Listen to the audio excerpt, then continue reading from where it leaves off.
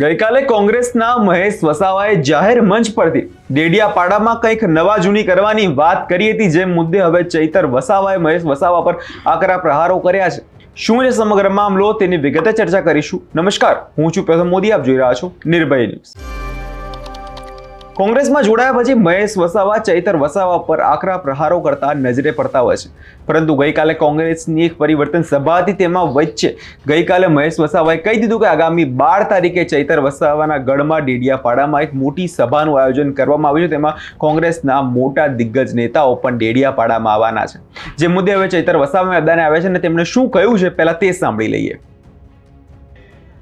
જે પ્રકારની નિમ્ન કક્ષાની ભાષાનો ઉપયોગ મારા માટે કર્યો છે, ત્યારે આ મારું અપમાન નથી, પણ જે જનતાએ 1 લાખથી પણ વધારે મત આપીને મને ધારાસભ્ય બનાવ્યો છે અને ધારાસભ્ય તરીકે મારું અપમાન એ કરે છે, પણ આ મારું અપમાન નથી. જેમણે મને ચૂંટીને ધારાસભ્ય બનાવ્યો છે, આ સામે બેઠેલી જનતાનું અપમાન એણે કર્યું છે. એનો જવાબ અહીંયા મને જેટલા પણ સાંભળી રહ્યા છે, મારા વડીલો છે, સંતો મહંતો પણ બેઠા છે, મારા સરપંચશ્રીઓ છે, મારા અગ્રણીઓ છે, મારી માતાઓ છે, મારી બહેનો છે, બસ તમને વિનંતી કરું છું, આપણે એમની સામે એમના જેવા નથી બનવાનું, પણ આવનારી તાલુકા પંચાયત, જિલ્લા પંચાયતમાં એનો જવાબ આપણે બધાએ આપી દેવાનો છે. આપી દઈશું ને બધા? તૈયાર છો ને બધા? આપણા અપમાનનો જવાબ આવનારી તાલુકા જિલ્લા પંચાયતમાં ભાજપના નેતાઓને આપી દેવાનો છે. અને એ મારું ગમે તેટલું અપમાન કરતા હોય, મને ગમે તેટલું નીચું બતાવવાની વાત કરતા હોય, એલફેલ બોલતા હોય, મેં તો કુદરતને પ્રાર્થના કરું છું કે એમને સુખી રાખે, એમનું ભલું કરે. અમે તમને આવનારી ચૂંટણીઓમાં જવાબ આપી દઈશું. સાથીઓ, આગળ ઘણા પ્રશ્નોની વાતો થઈ છે, સમસ્યાઓની વાતો થઈ છે, ત્યારે હવે આજનું ડેડિયાપાડા એ માત્ર ગુજરાતમાં ચર્ચિત નથી. તમારા બધાના આશીર્વાદથી આટલી નાની ઉંમરમાં મને ધારાસભ્ય બનવાનો તક મળી છે. 35-34 વર્ષની ઉંમરમાં તમે મને ધારાસભ્ય બનાવ્યો અને ધારાસભ્ય બનાવ્યા બાદ તમારા બધાના આશીર્વાદથી, તમારા સહકારથી માત્ર મેં ડેડિયાપાડા, સાગબારા કે ચિકદાના લોકો માટે નથી, પણ આખા ગુજરાતના લોકો માટે અવાજ ઉઠાવું છું. ત્યારે આજે ડેડિયાપાડા એ આખા ગુજરાત અને દેશમાં ડેડિયાપાડાને લોકો જાણી ગયા છે.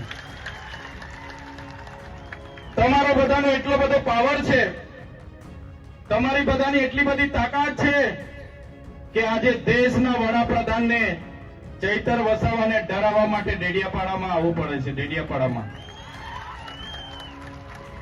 અને તમે જોજો, આવનારા દિવસોમાં અમારા 2-4 આગેવાનોએ કીધું કે કોંગ્રેસના પણ કોઈ દિગ્ગજ નેતા થોડા દિવસમાં ડેડિયાપાડા આવવાના છે, એવું જાણવા મળ્યું છે.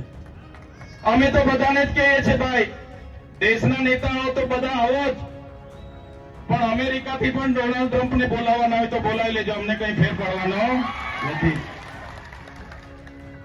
અમે લોકોને જાગૃત કરીએ છીએ, લોકોને એક કરીએ છીએ, લોકો માટે હર હંમેશ બોલતા અમે દેખાઈએ છીએ, લોકો માટે લડતા અમે દેખાઈએ છીએ. એ ચાહે વિધાનસભા હોય, એ ચાહે સડક હોય, એ ચાહે મેદાન હોય, જ્યાં પણ હોય ત્યાં લોકોની વાત કરીએ, લોકો ભેગા થાય, લોકોનો સહકાર મળે, લોકો જાગૃત થાય. એટલે આ ભાજપની સરકારને ગમતું નથી અને આ ભાજપની સરકાર આવા મનસુખભાઈ જેવા લોકોને જણાવીને અમારી સામે ઉતારે છે. પણ આ મનસુખભાઈ હોય કે એમના ભાજપના નેતા હોય, એમને હું કહેવા માંગુ છું, અમારી લડાઈ તમારા જેવા મનસુખભાઈ સાથે નથી. અમારી લડાઈ તો સીધી નરેન્દ્રભાઈ મોદી સાથે છે.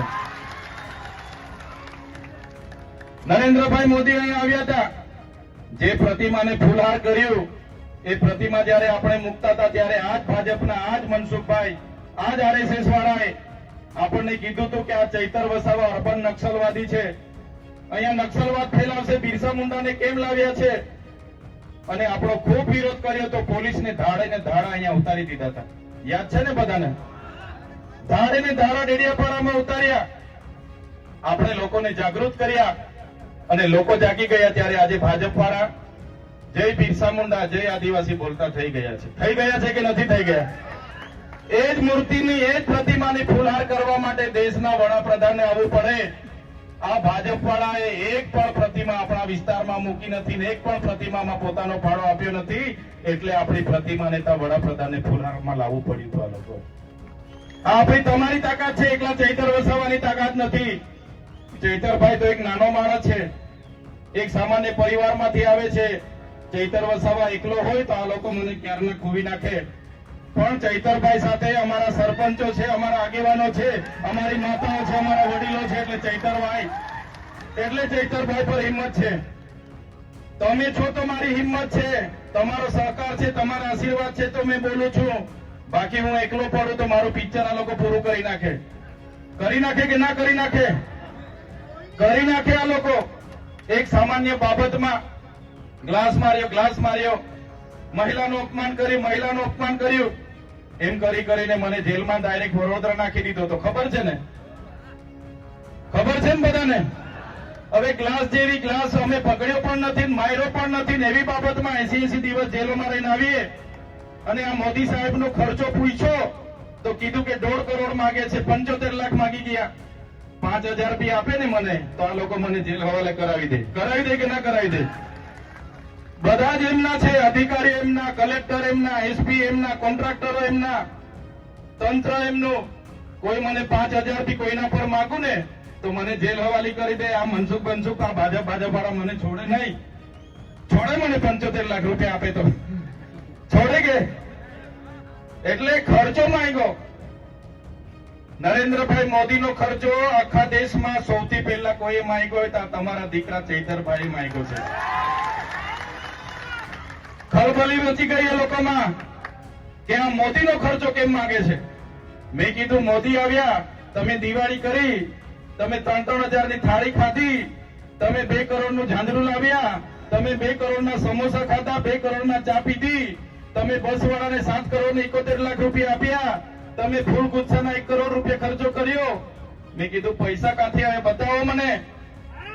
સાંસદના ઘરેથી આવ્યા તો કે ના, મુખ્યમંત્રીના ઘરેથી આવ્યા તો કે ના, હરસંઘવીના ઘરેથી આવ્યા તો મેં કીધું ના.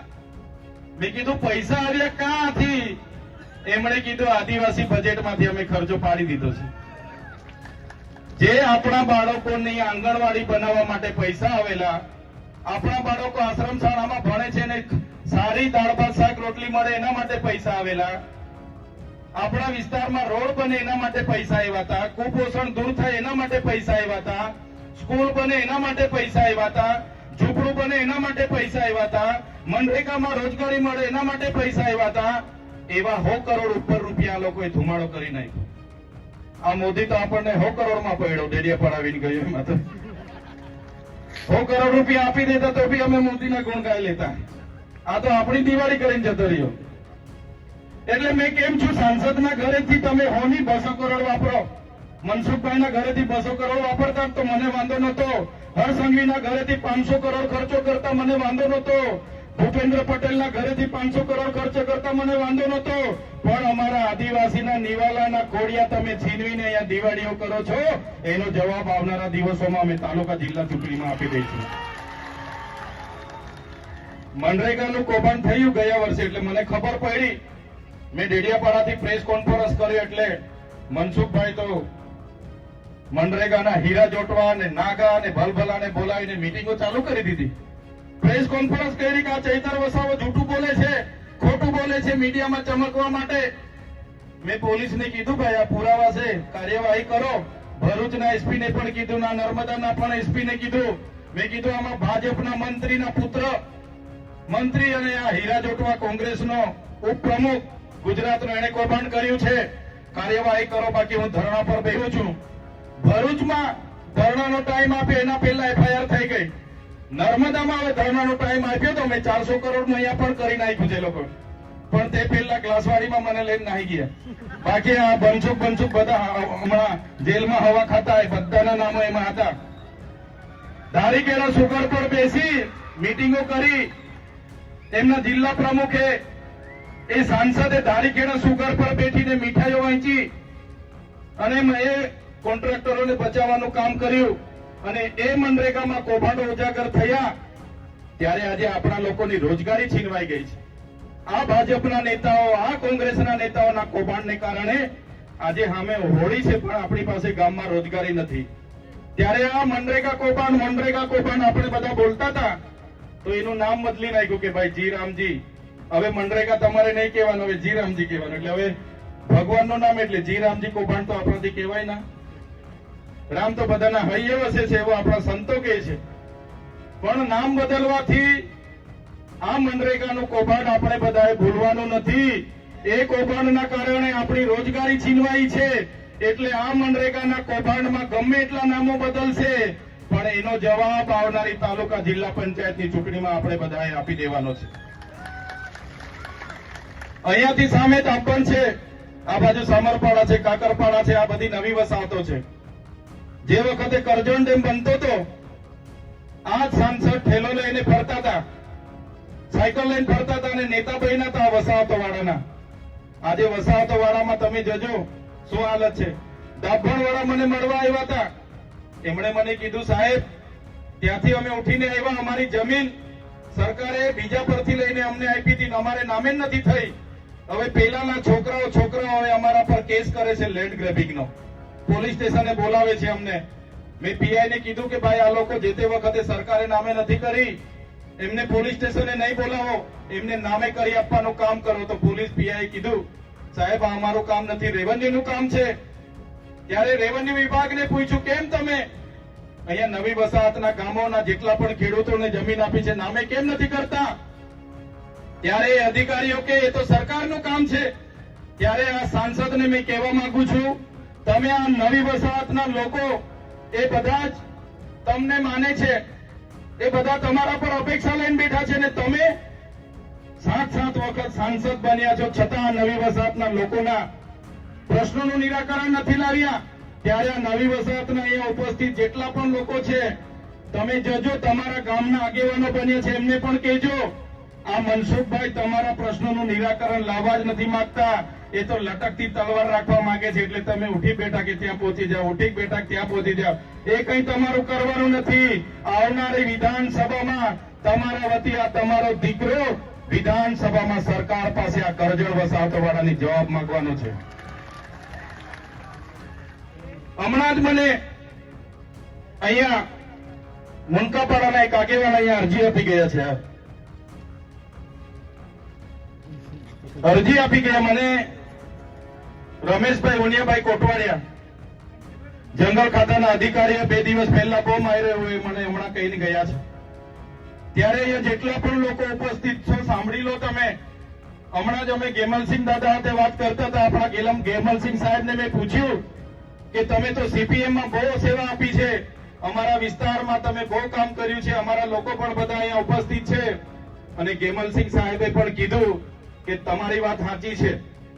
સાથીઓ, વાંસ એ જંગલમાં વાંસ કોઈ કાપવા જાય એની ગણતરી ઘાસચારામાં થાય છે. વાંસ એની ગણતરી ઘાસચારામાં થાય છે અને વાંસ કાપવા જાય એને કોઈ અટકાવવા માટે એવો કોઈ કાનૂન નથી. અને આ મંચ પરથી જંગલ ખાતા વાળાને કેમ છું હિદાયતા રહેજો. આ ડેડિયાપાડામાં મારો પ્રવેશ બંધી છે એટલે હિદાયતા રહેજો. તમારું જંગલ ખાતું તો 1927 માં આવ્યું હતું, તમારું જંગલ ખાતું 1927 માં આવ્યું હતું. આ અમારો આદિવાસી સમાજ અમારા આદિ અનાધિકારથી અમારા બાપ દાદાઓ પૂર્વજો આ જંગલ સાચવેલા છે. હિદાયતા રહે. બાકી જંગલ ખાતા વાળા જો આવી જ નાટકો કરશે, જે દિવસે અમે ઉતરીશું, જે દિવસે ડેડિયાપાડાની રેન્જોમાં અમે જઈશું અમારો રેલો લઈને, એ દિવસે આ જંગલ ખાતા બંગલ ખાતા વાળા અહીંયા નજરે નથી પડવાના, એ બી કહી દેમ છું તમને. એટલે કોઈ પણ લોકો વાંસ લઈને આવો, કોઈ પણ બીટગાર્ડ ફોરેસ્ટર અને આરએફઓ તમને એની વર્દીનો ખોફ બતાવતો હોય ને તો મારું નામ લેજો અને મારી સાથે વાત કરાવજો. એનો બધો ખોફ અમે એનો બધો ધુમાડો ઉતારી કાઢીશું. એટલે કોઈ ડરવાની જરૂર નથી. અને અહીંયા ઘણા પોલીસ અધિકારીઓ પણ ઉપસ્થિત છે. જે વખતે ખોટો કેસ થયો ત્યારે મને ધક્કે ચડાવીને રવાડે ચડાવીને ગાડીઓમાં ભરીને લઈ ગયેલા છે. બરાબર છે, જે નાના અધિકારીઓ છે એ આપણા જ લોકો છે, પોલીસ અને કોન્સ્ટેબલ, આપણા પીઆઈ છે, પીએસઆઈ છે, ભાઈ તમે ઉપલા નેતાઓના ભરોસે આવી નાટકો ના કરો. ભાઈ તમે તમારા એસપી આઈજી ના ઇશારે આ પ્રકારનું કૃત્ય ના કરો. બાકી અમે અમારા ઘરમાં પાલિયાન ભાલાન તીરકામઠા કઈ અમે સો માટે નથી મૂક્યા. જે દિવસે લઈને નીકળ્યું છું ને પેલા અંબાજી વાળાએ કહ્યું તો એ પ્રકારની પાટલીવાળી અહીંયા ડેડિયાપાડામાં પણ કરી આપીશું તમને. પાટલીવાળી ખબર છે ને, આખું જ ગામ તોડી પાડવા માટે ગયેલા જંગલ ખાતાવાળા પોલીસ વાળા ગામવાળાએ બે હાથ જોડીને 3 કલાક વિનંતી કરી, ભાઈ અમારા ઘર ની તોડો, અમારા કુવાની પૂરો, અમારી તુવેરો ની તોડો, અમારી આ ખેતીની ભાંગી નાખો, આખું ખેડી ના નાખો, ખાડા ના ખુદો. તો પણ પેલા જંગલ ખાતાવાળા પોલીસ વાળા નહીં માન્યા હતા. 300-350 પોલીસ વાળા હતા, જંગલ ખાતાવાળા હતા. આદિવાસીએ પછી પોતાની ઓળખ બતાવી, 47 જેટલા જણ હતા એમના બધાના માથા ફોડી નાખ્યા હતા. જોયું તું ને? એટલે આવનારા દિવસોમાં જો આ પોલીસ વાળા હરકા નહીં રહે, આ જંગલ ખાતાવાળા હરકા નહીં રહે, તો આ મંચ પરથી કેમ છું જે પાટલીવાળી થયેલી છે ને ડેડિયાપાડામાં પણ અમે કરીશું. કોઈના બાપથી ડરતા નથી. એટલા માટે કે આ કોરિડોરના નામે આપણા લોકોની જમીનો છીનવવાના પ્રયાસો થાય છે. કોરિડોરના નામે આજે પંચાયતોએ ના પાડી, અસહમતિ આપી કે ભાઈ અમને કોઈ રોડ બોર જોઈતો નથી, અમને કોઈ મોટો હાઈવે જોઈતો નથી. પછી પણ આ કલેક્ટરો ને એ લોકોએ 5-5 વખત ગામ સભા બોલાવેલી છે.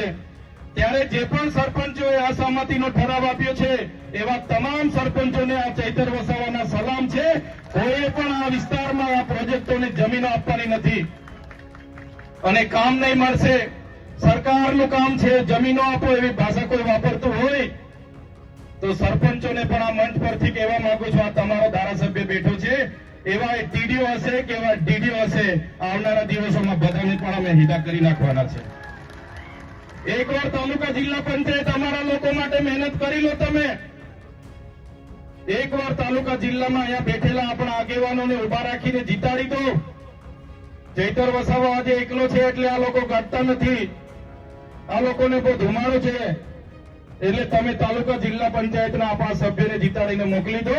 આવનારા દિવસોમાં જે ક્રાંતિ થશે એ આપણી ધરતી પરથી આખા ગુજરાતમાં જવાની છે.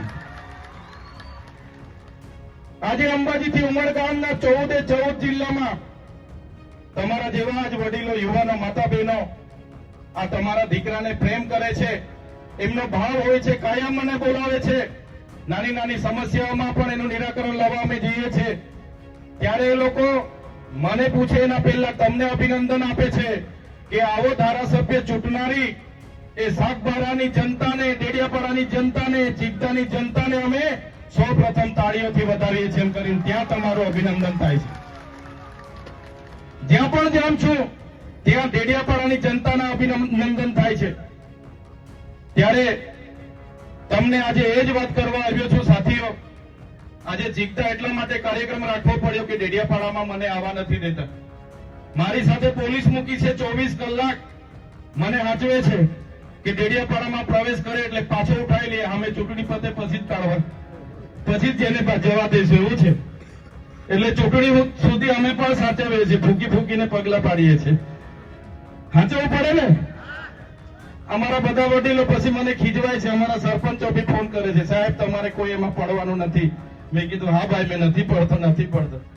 પણ આ લોકો ઉશ્કેરે છે મને. મીટિંગોમાં બી આ મનસુખ ને 2-4 જણ છે ને જાણી જોઈને ભાનગડ હોદે છે, પણ મેં ભાનગડ કરવામાં પડતો નથી. જેલથી નથી પીતો, પણ આપણા લોકોના સુખ દુઃખમાં મારાથી જવાતું નથી. પછી આજે ડેડિયાપાડામાં કોઈની મયત થાય, લગ્નની કંકોત્રીમાં બિચારા મને કે સાહેબ આવજો, પણ મેં શું કરું, મારો પ્રતિબંધ છે, મારાથી નથી જવાતું. ત્યારે એક ધારાસભ્ય તરીકે તમે મને મત આપીને ધારાસભ્ય બનાવ્યો. ત્યાં મારું ગામ છે, મારું ઘર છે, મારો પરિવાર છે, મારું કાર્યાલય છે ડેડિયાપાડા. તમારા લોકોને મળો, તમારા સુખ દુઃખમાં ભાગીદાર થામે મારો અધિકાર છે. છતાં મને ડેડિયાપાડામાં આવવા નથી દેવામાં આવતો. કોઈ પણ વ્યક્તિના જામીન થાય તો એને કહેવામાં આવે કે ભાઈ ગામ છોડીને બહાર નહીં જતો, જિલ્લો ને રાજ્ય છોડીને બહાર નહીં જતો. કોઈ મોટો આરોપી હોય તેનો પાસપોર્ટ જમા કરી લેવામાં આવે કે ભાઈ તું વિદેશ ના આવી જતો. મારામાં સરકારે ઊંધું કર્યું, તું બધું ફરજે પણ ડેડિયાપાડામાં નહીં જતો. પણ મેં બી સંકલ્પ લીધો છે, મને જેટલી વાર ડેડિયાપાડામાં નથી જવા દેતા એટલી વાર બધે બાજુ ફરું છું. ભાજપના સુપડા સાફ કરી નાખીશ મેં. હવે આ બાજુના લોકો એના લોકોને ફોન કરે છે ભાજપ વાળાને, ભાઈ આનું. ચૈતર વસાવાનું સ્પષ્ટ કહેવું છે આવનારા દિવસોમાં કોંગ્રેસ સહિતના અન્ય પક્ષોના દિગ્ગજ નેતાઓ પણ ડેડિયાપાડામાં આવો અને તેઓ પણ જુઓ ડેડિયાપાડામાં શું છે. દેશ વિદેશમાંથી પણ કોઈ પણ નેતાને બોલાવવા હોય તો બોલાવી દો, તેમને કોઈ વાંધો નથી. કારણ કે ચૈતર વસાવા માત્ર આદિવાસી લોકોના વિકાસનું કામ કરે છે, તેમને ગેરમાર્ગે દોરતા નથી. હવે જોવાનું રહ્યું કે મહેશ વસાવાના કાર્યક્રમ પછી શું ડેડિયાપાડામાં કંઈક નવા જૂની થાય છે કે નહીં. આ વિષયને લઈને તમારો શું અભિપ્રાય છે તેમને કમેન્ટ કરી ચોક્કસથી જણાવજો. અને અમારી ચેનલ નિર્ભય ન્યૂઝને લાઇક, શેર અને સબસ્ક્રાઇબ કરવાનું ભૂલશો નહીં.